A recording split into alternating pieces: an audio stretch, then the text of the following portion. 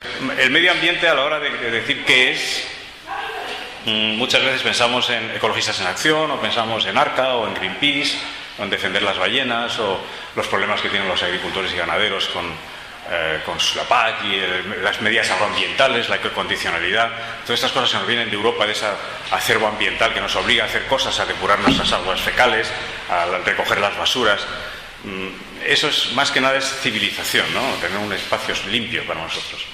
Entonces, al principio el medio ambiente se considera por la ciudadanía generalmente como algo de pajaritos, y de insectos, y de bosques, y de naturaleza. Y no es para nada esto.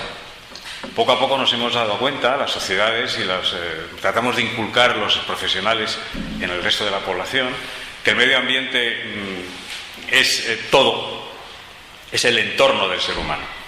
Es la calidad de su vida, es el acceso a la cultura, es su bienestar, es su felicidad, es su tranquilidad, es su salud, es su manera de alimentarse, es cómo cría a sus hijos. El entorno feliz de la persona, eso es su medio ambiente, que puede ser agredido y machacado y triturado y destruido por muchos factores. Pero básicamente es el medio ambiente que se creía hasta ahora, hasta hace muy pocos años. A mí me lo enseñó un funcionario, alto funcionario de la Comisión Europea, para la que yo trabajé y con él trabajé, que trataba de convencer a los burócratas de Bruselas, que estaban preocupados porque en España pues no se depuraban las aguas fecales, había problemas de gestión de residuos, había problemas de uso masivo de pesticidas y de fitosanitarios. Bueno, se preocupaban por arreglar un poco, barrer la casa y limpiarla y asearla. Pero no se dan cuenta que el medio ambiente iba mucho más allá, y era elevar la calidad de vida de los ciudadanos. Evitar que mueran por respirar el aire, que es el colmo, ¿no? Que te mueras por respirar aire en una ciudad. Pero ya a partir del año 90, los años 90, empezaron a verse otros factores que influían en la pervivencia y supervivencia del ser humano en el planeta y de todas las especies. Y entonces Naciones Unidas, si recordáis, quizás sí, en el año 92, organizó la primera cumbre de la Tierra en Río de Janeiro, la famosa cumbre de Río, ¿no? Y entonces en Río de Janeiro se juntaron todos los países, fue una novedad hablar del planeta, y allí se organizaron 4 grandes acuerdos y se pusieron de manifiesto ante la humanidad en general lo que estaba pasando y lo que podía llegar a pasar. Era un inicio, ¿no? Yo recuerdo en este momento que lo primero que se habló es del agujero de ozono, que ya nos hemos olvidado de él, pero no porque estuviera afectando a los vecinos de Ruilova o afectara a los mexicanos, a los españoles, a quien fuera. Estaba matando a los australianos y estaba cegando a los rebaños, millones de ovejas ciegas en Australia por culpa de la radiación solar, porque el ozono incidía sobre todo en Australia. Y ellos exigieron que ese tema se tratara. Y entonces ya se habían prohibido los sprays y todas estas que dicen para la capa de ozono. En fin, eso fue el principio de ver que había fuerzas grandes causadas por el hombre, por su actividad, que estaban dañando al planeta. Y entonces en Río de Janeiro se trató el convenio de la protección de la capa de ozono. El segundo tema que se trató y se firmó fue el convenio de la biodiversidad. Nos dimos cuenta de que se estaban perdiendo especies por culpa de la actividad humana, por la explotación de las tierras, por el uso de fitosanitarios, por el mal uso de los recursos naturales, porque somos una plaga, porque cada vez somos más, y entonces estaban perdiendo especies. Y una postura un poco, si quieres, religiosa y filosófica es: no tenemos derecho a que vecinos nuestros, invertebrados, insectos, mamíferos, perezcan por nuestra culpa. Estamos todos juntos en este barco. Entonces, lo menos que podemos hacer es dejarles que sigan viviendo estas especies. Entonces se firmó el convenio de la biodiversidad, de protección de la biodiversidad, evitar las extinciones de especies, ¿vale? Segundo, eso se firmó también en Río, en el 92. El tercero fue la desertificación. Por culpa de algo que está pasando, que no sabemos muy bien lo que es, el desierto avanza. En el Sahel en aquella época había hambrunas, el desierto en el sur de España avanzaba, en Sicilia, en Grecia, los países árabes estaban perdiendo sus campos de cereales, y entonces se habló de detener la desertificación. ¿Cómo? Pues a base de un convenio de lucha contra la desertificación, que se firmó también en Río. Y el tercero, casi de risa, el cuarto, como anecdótico y al final, hay un cambio climático. ¿Y eso qué es? Entonces se explicó lo que era el cambio climático, el calentamiento, el efecto invernadero, se explicaron las medidas que se podían hacer y se llegó al protocolo de Kioto. Bueno, este es el medio ambiente que desde el año 92 hasta hace 10 o 12 años se ha venido tratando, organizando, pero hay algo mucho más importante, y es que lo que parecía anecdótico en Río se ha convertido en el protagonista general, y es el cambio climático. De poco nos sirve luchar contra la pérdida de la biodiversidad, luchar contra la desertificación, luchar contra la capa de ozono, si este planeta se va a desregular completamente. Entonces hay que evitar eso, que nos suba el nivel del mar, que las cosechas se pierdan, que se pierdan ecosistemas. No nos sirve para nada tener un parque natural en Ollambre si el cambio climático lo va a destruir, como está pasando. No nos sirve para nada organizar cultivos en zonas que dentro de unos años no va a llover, o va a llover tanto que ya no sirve esa zona.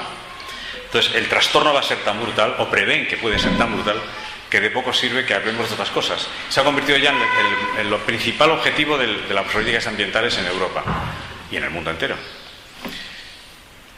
¿Esto qué hace? Que ahora mismo ser ambientalista o la política ambiental ya sea algo más que un simple barrer la casa, limpiarla, no envenenarnos, no morir prematuramente. Es el futuro de nuestros hijos. Estamos hablando del futuro. Es una ciencia, una política y unas actitudes que prescinden de lo que está pasando ahora, le importa pero menos, y lo que está batallando es por lo que pasará dentro de 50 años. Esto es insólito.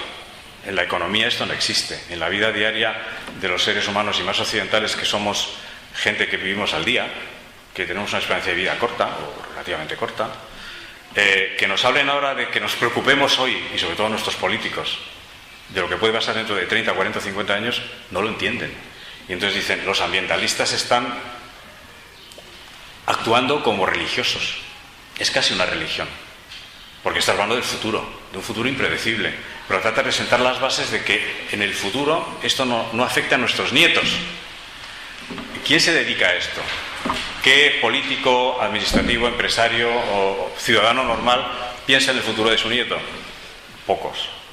Piensa en su carrera, va al día a día, tiene varios años de perspectiva por delante, pero llegar a estos niveles de perspectiva de futuro convierte, como digo, al medio ambiente puro y duro en una religión, en una doctrina, en una casi, no diré secta, porque nos consideran a veces un poco sectarios, pero es en ese sentido de que estamos fuera del mundo. Y nos acusan, o acusan a los ambientalistas, de que por su culpa, por sus previsiones, que no son de ellos, sino que son del 97% de la comunidad internacional, el cambio climático y todos los dramas que se están viviendo ahora mismo, y que se vivirán más aún, pues no podemos resolverlos. Y si no se pueden resolver, y esto es inevitable, ¿para qué preocuparnos? Entonces hay un movimiento de decir, vamos a una catástrofe quizá, pero como es inevitable, no tenemos la culpa de nada, no podemos hacer nada. Entonces mejor seguir como estamos y negar que va a haber la catástrofe. Entonces estamos ante el negacionismo de muchas autoridades, de decir, no pasa nada, sigamos adelante y contra el muro. Ya veremos lo que pasa después. Bueno, esta es la lucha, y por eso el título de esta conferencia, que se ha sido Batalla Ambiental. En esta batalla de los que creemos en un futuro y queremos preservar el futuro de nuestros nietos, contra la batalla de los que dicen, vivamos el día a día y después de mí el diluvio, que no pasa nada. Ya estaremos muertos, nos importa un pito lo que pase con nuestros hijos. Vale. Entonces, ¿por qué digamos, la dificultad de que el medio ambiente se integre en la sociedad actual? Pues sencillamente porque es algo demasiado nuevo para el conocimiento de las personas normales, ¿no? Digamos, habitualmente. Desde siempre ya, supongo que sabéis, que la economía y el trabajo, el capital y el trabajo han sido las dos grandes fuerzas que han movido a la humanidad, o que han movido a las sociedades, sobre todo actualmente, en los últimos 200 años. Mano de obra o esfuerzo humano, y por otro lado las inversiones y el capital. El capital y el trabajo siempre han movido a Europa, por ejemplo. Entonces, cualquier transacción, cualquier actividad humana, del tipo que sea, siempre ha sido mover mano de obra y el aporte del trabajo del ser humano, y con unos apoyos de inversiones. Y con esto se ha organizado grandes batallas, comunistas contra capitalistas, y regímenes políticos, y luchas territoriales, y conflictos ideológicos. Y las ideologías han nacido ahí. capital y trabajo combatiendo, o opuestos, o centrados, o a derechas o izquierdas. ¿Y el medio ambiente dónde está ahí entonces? Ha venido como una tercera vía más, un tercer factor que nadie se lo esperaba. Y decir, no, cuidado, ustedes trabajan y ustedes ponen dinero, pero la base de su trabajo y de su inversión son los recursos naturales. Si no hay recursos naturales, no existe nada. Si no hay agua, si no hay aire limpio para respirar, si no hay materias primas, si no hay vegetales, si no hay proteínas, si no existe una materia prima, la que se cotiza, la en bolsa en Chicago, si no hay cacao, si no hay recursos naturales, minerales, petróleo, no existe todo lo demás. Por lo tanto, ustedes están, hoy vosotros dos, capitalistas y trabajadores, estáis centrados en vuestras batallas y no os dais cuenta de que vuestro suelo es el que puede fallar. Entonces el medio ambiente le dice, ojo, vais a seguir laborando y trabajando entre vosotros y accionando unos con otros, pero teniendo en cuenta que el medio ambiente es el que os sostiene. Y si no tenéis en cuenta ese tercer factor, vais de culo. O sea, la sociedad se derrumba y todo, no funciona nada. Entrar en ese tercer factor es muy complicado. Muy complicado porque ha costado una oportunidad. Se intentó meter en Estados Unidos en la época de Nixon, se hablando de los años 60, empezó ya Estados Unidos con problemas ambientales y la presidencia de Richard Nixon ya metió algunas evaluaciones de impacto ambiental, a ver si hago yo esta explotación minera, qué consecuencias tiene sobre el medio ambiente y sobre los trabajadores. Empezaron a tener esas pequeñas preocupaciones. Pero no fue hasta que en Europa gobernaron los verdes con los socialdemócratas, cuando se formó una coalición rojo y verde en Alemania, que era la que mandaba en Europa, y empezó Europa, la Unión Europea, a empezar a incorporar dentro de las relaciones laborales y capitalistas al medio ambiente, como un factor más. Y en ese estamos ahora, en que ha habido lo que llamaban el desarrollo sostenible, que es, o sea, todos los políticos se han llenado la boca con la sostenibilidad, que no es más que eso, conjugar los tres factores, las tres patas de un taburete, la economía, social y el medio ambiente. Y las tres tienen que estar armónicas, porque si te falta una, el taburete se viene al suelo y te rompe la cabeza. Pero todo esto significa algo muy importante, y es que si el capital y el trabajo, con sus normas, sus sindicatos, sus organizaciones empresariales, han jugado siempre con sus reglas, que eran muy conocidos por todos, la huelga por otro lado, la presión empresarial por otra, de repente les metes unas normas a ambos ambientales, no puedes emitir, no puedes consumir tal cosa, no puedes hacer esta otra, no puedes ocupar este territorio, tienes que defender este espacio. Entonces su juego se trastoca, porque ya empiezan a ponerse condiciones que no entienden, y entonces la rechazan. ¿Qué problema surge entonces si se rechaza esta novedad que nadie comprende? Es que los ecologistas son una gente aparte, son gente que son enemigos de todos. Si impiden hacer ciertos trabajos o ciertas actividades porque son dañinas para el medio ambiente, se pierden puestos de trabajo, se pierden salarios y se empobrece la población. Entonces a la izquierda no le gustan los ecologistas. Los empresarios, si no pueden invertir en ciertas cosas y practicar ciertas empresas, hacer ciertos productos, o utilizar ciertos procesos de producción para obtener unos productos, no les gustan los ecologistas. Son gente peligrosa. El ecologista entonces se convierte en una especie de bicho, un bicho malo, que en realidad es un fraile, que tampoco entiende nada. Dice, pues estoy ayudándoos a que vuestra actividad sea eterna, que siga, que se sostenga en el tiempo. Eso es lo que significa la sostenibilidad. Y en ese sistema tiene que haber colaboración con todos para establecer esas normas limitadoras.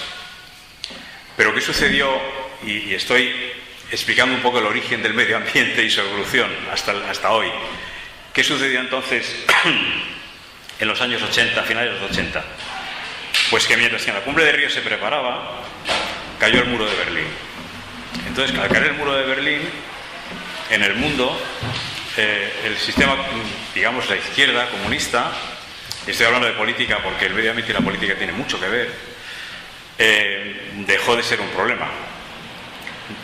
Digamos que las sociedades capitalistas neoliberales o liberales, como España o como Francia, pues dejaron de tener un antagonista peligroso. Y ya no había contención, no existía el rival. había desaparecido, se había unido a mí. Entonces, si ya tengo rival,